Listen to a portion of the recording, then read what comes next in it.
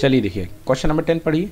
What do you mean by emissive and absorptive power of surface? Emissive power, the amount of heat radiated per unit area per unit time is called emissive power of the surface. चलो देखो, मान लो ये कोई गर्म surface है, ये गर्म surface है, इसका एरिया ए है, इसका एरिया ए है। मान लो ये 1 सेकेंड में अपने एरिया से 1 सेकेंड में मतलब पर यूनिट टाइम जितनी एनर्जी लुटाएगी बाहर की तरफ, मतलब energy radiated out, radiated out है ना बाहर की तरफ, per unit area per unit time, बेटा इसको अपन बोलते हैं एमिसिव पावर ई। समझ में आ गया? एमिसिव पावर ई मतलब कितनी एनर्जी इसने बाहर की तरफ लुटाई, ठीक है ना। तो ये हो गया एमिसिव पावर। अब एब्जॉर्प्टिव पावर की बात करते हैं। एब्जॉर्प्टिव पावर क्या होती है? एमिसिव हीट बाहर की तरफ लुटाई, बाहर की तरफ लुटाई, ठीक है ना। एब्जॉर्ब मतलब एब्जॉर्ब ही करना, एब्जॉर्ब करना हो जाएगा। एब्जॉर्प्टिव मतलब एब्जॉर्ब करना। तो ये हो गई एमिसिव पावर। ब्लैक बॉडी तो एमिटिव पावर शो ही नहीं करती होगी।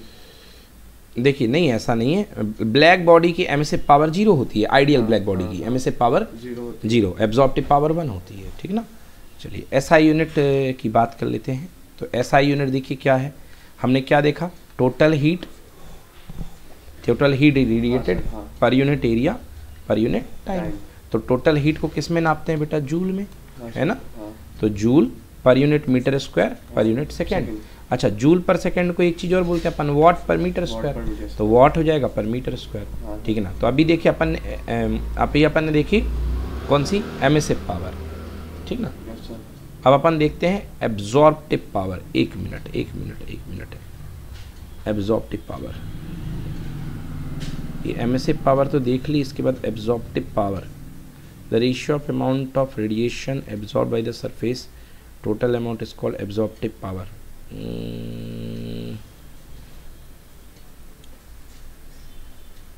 Emissive power, intensity, emissive power, absorptive power. ये थोड़ा सा इसमें ऐसा लग रहा है कि कुछ टर्म गलत दिया हुआ है।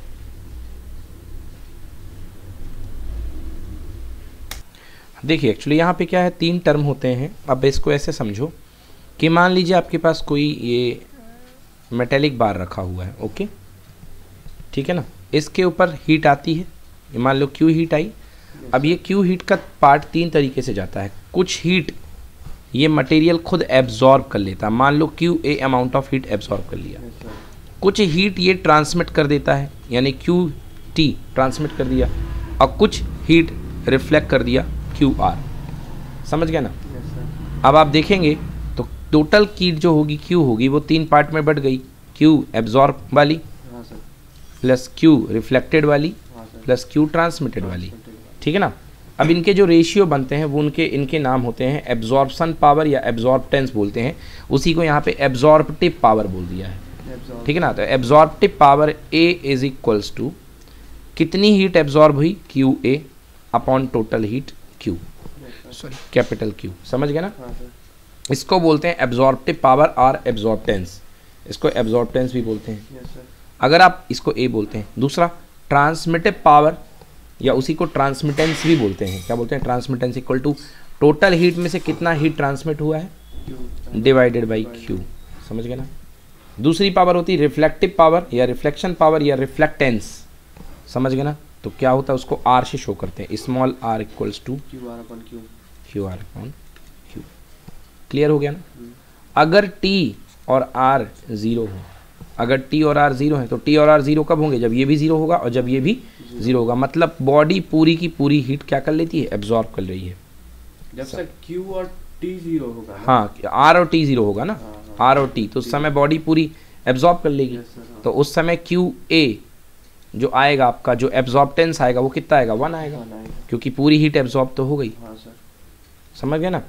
तो आपका उस समय ए की वैल्यू कितनी आएगी? 1 आएगी। समझ में आ गया ना। पूरी हीट एब्जॉर्ब अगर हो गई है तो एब्जॉर्प्टेंस कितना आएगा? यूनिटी। एब्जॉर्प्टेंस कितना आएगा? यूनिटी। मतलब बॉडी ने पूरी हीट एब्जॉर्ब कर ली है। ठीक है सर। चलिए ये हो गया। अगर एक चीज़ और देखिए यहाँ से, अगर मैं यहाँ से ट्रांसमिटेंस को 0 कर दूँ, अगर मैं ट्रांसमिटेंस को 0 कर दूँ तो मेरे पास 2 चीज़ें बचेंगी। एक रिफ्लेक्टेंस और एक एब्जॉर्बटेंस, ठीक ना। एक बार और इसको देखना पड़ेगा। अगर आप पूरे में यहाँ Q का डिवाइड कर देते हैं तो QA upon Q, QR upon Q और QT अपॉन Q बन जाएगा। तो Q अपॉन Q क्या हो गया 1, मतलब ये बन गया A। इस रेशियो को क्या बोलते हैं अपन A, इसको बोलते हैं R, इसको बोलते हैं T। मतलब A plus R plus T equals to कितना होता है 1। अब एक काम करिए, आप T को 0 कर दीजिए। T को क्या कर दीजिए 0। तो अगर ट्रांसमिटेंस 0 है मतलब लाइट जो है वो ट्रांसमिट नहीं करती है, तो दो चीज़ें हैं, एब्जॉर्ब और रिफ्लेक्टिव, एब्जॉर्ब और रिफ्लेक्टिव। तो that time A plus R equal to क्या होगा 1। अगर A बढ़ेगा तो R घटेगा और अगर R बढ़ेगा तो A घटेगा। मतलब अच्छा एब्जॉर्बर बैड रिफ्लेक्टर और अच्छा रिफ्लेक्टर बैड एब्जॉर्बर। समझ में आया ना। So a good reflector is a bad absorber. बराबर क्यों नहीं हो सकते? हाँ, दोनों बराबर हो जाएंगे, 50-50% में दोनों बराबर भी हो जाएंगे, वो भी कोई बुराई नहीं है, दोनों बराबर भी हो सकते हैं, वो भी एक केस है।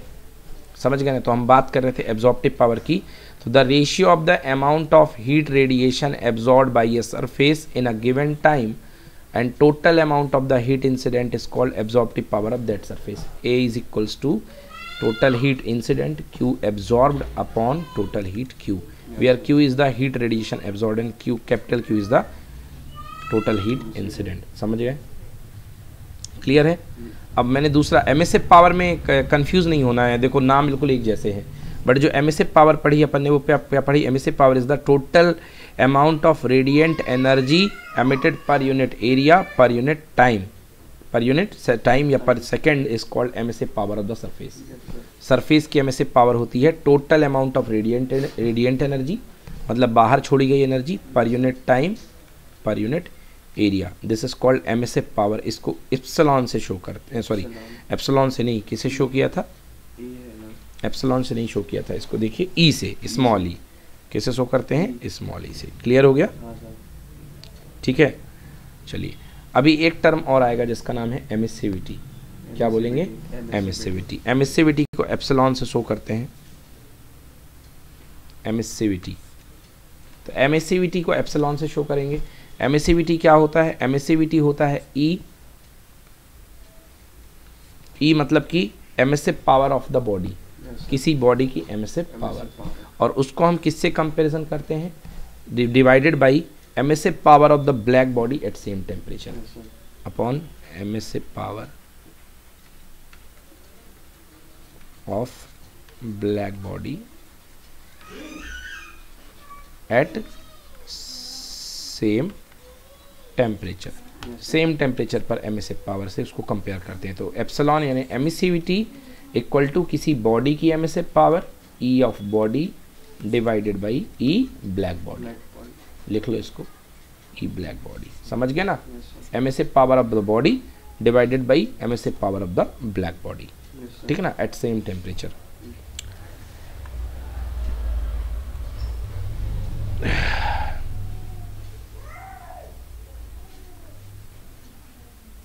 ठीक,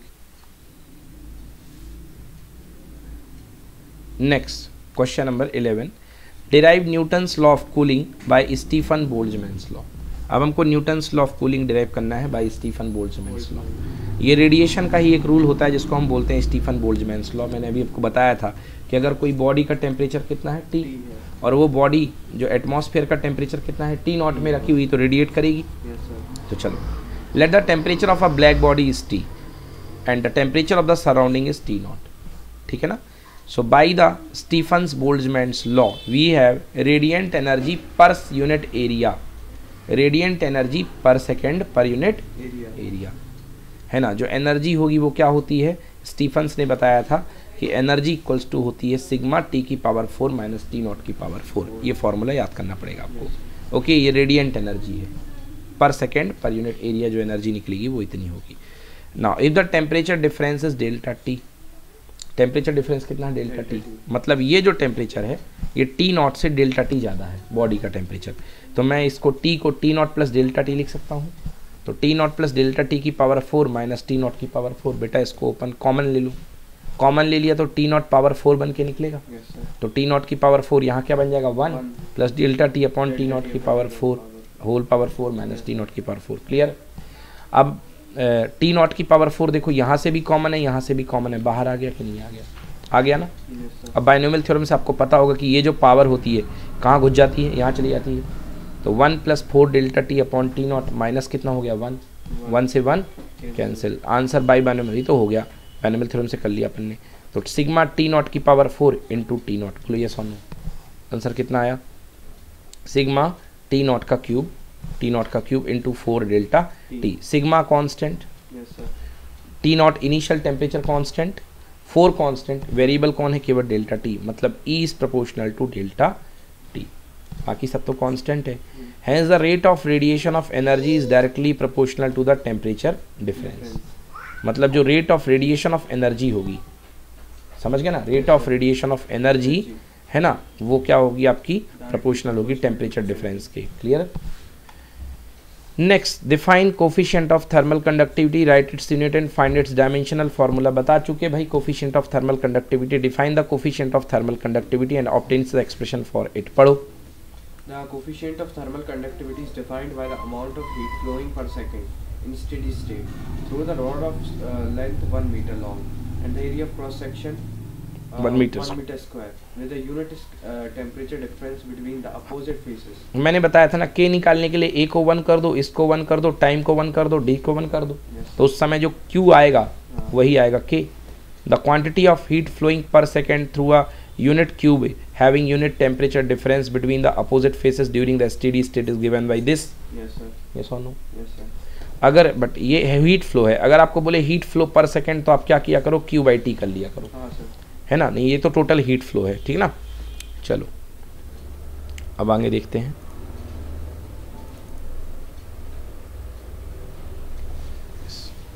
हाँ, तो K की वैल्यू निकाल ली अपन ने,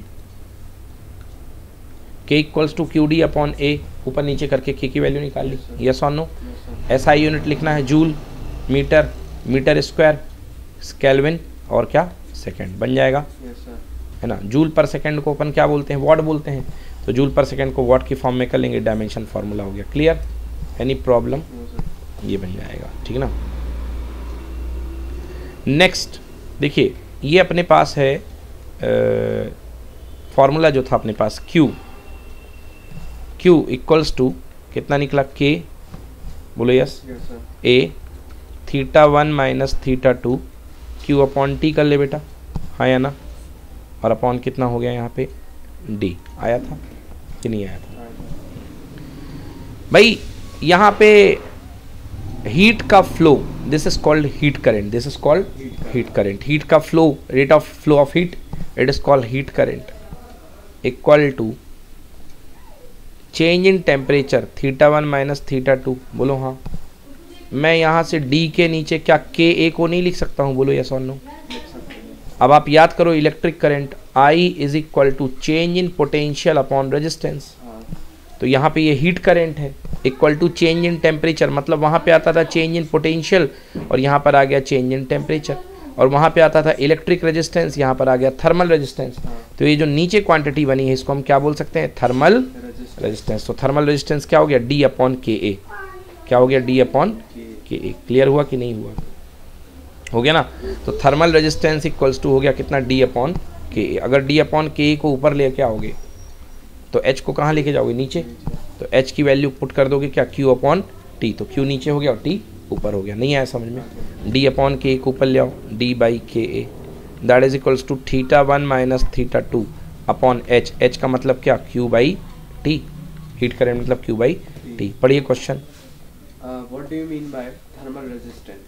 Write its unit and find out its dimensional formula.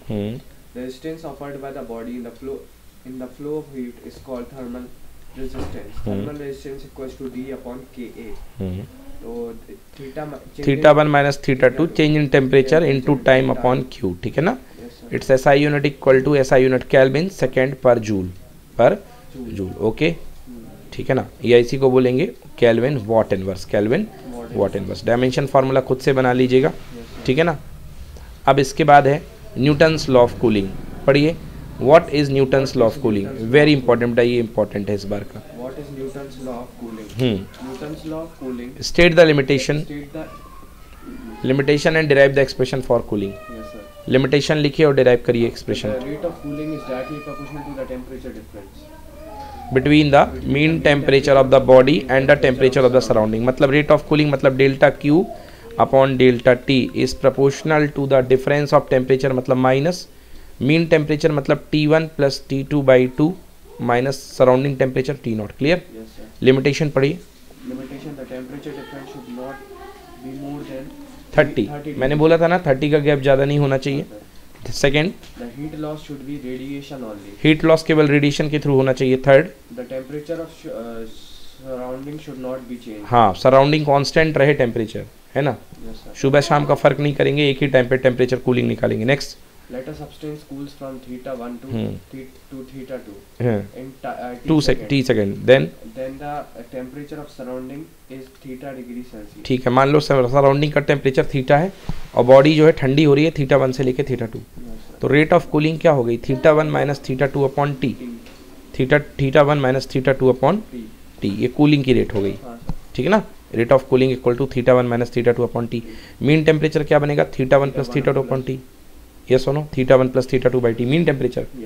तो नाउ कूलिंग की rate proportional to mean temperature minus temperature of the surrounding. समझ में आया? इसको थीटा नॉट ले लो, डर लग रही तो, है ना। तो theta one minus theta two upon T is equal to K theta one plus theta two upon T minus theta. यहाँ के को कह लेते हैं अपन cooling constant. K is called cooling constant. ठीक है, श्योर। फॉर एग्जाम अगला question, for thermal expansion of solid prove that alpha beta gamma equal to 1:2:3। करा दिया ना?